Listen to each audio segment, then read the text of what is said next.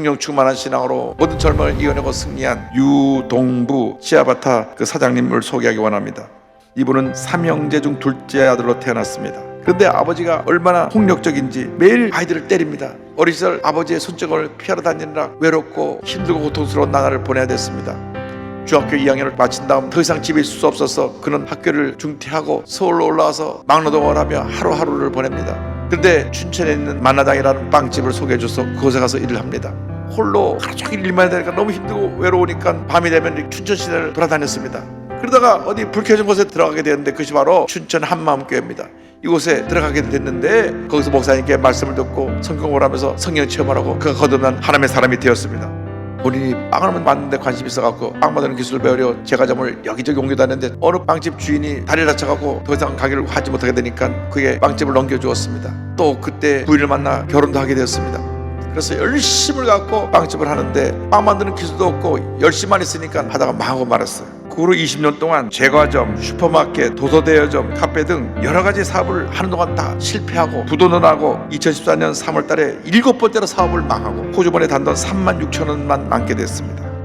엎친 데 덮친 격으로 아들은 군대 가 있는데 가슴 부위에 흉소암이라고 하는 암이 생겨가지고 의과사대대에서 나옵니다.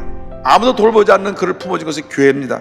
목사님께서 교회 수양간에 그를 먹여주고 재워주면서 아픈 아들 암치료도 도와주었습니다.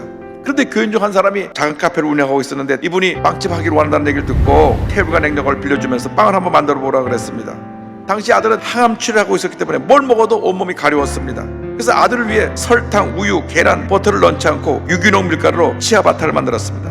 이 빵을 만들어서 아들을 주니까 뭘 먹기만 해서 뻑뻑 끓던 아들이 그걸 먹고 나서 긁질 않게 되고 알레르기, 아토피를 비롯한 각종 피부질환, 변비, 암, 소화불량으로 고생하는 사람들이 이 빵을 먹으면 그렇게 소화가 잘 되고 몸에 좋았습니다. 면역력이 약한 사람에게 이 빵이 좋다는 소문이 나자 그 방송에 출연하게 되었고 매출이 올라갔고 전국에서 택배 주문이 밀려와서 11개월 만에 시내에 있는 신축 건물 1층, 2층을 얻어 확장하고 17명의 직원이 새로 입사하게 되었습니다.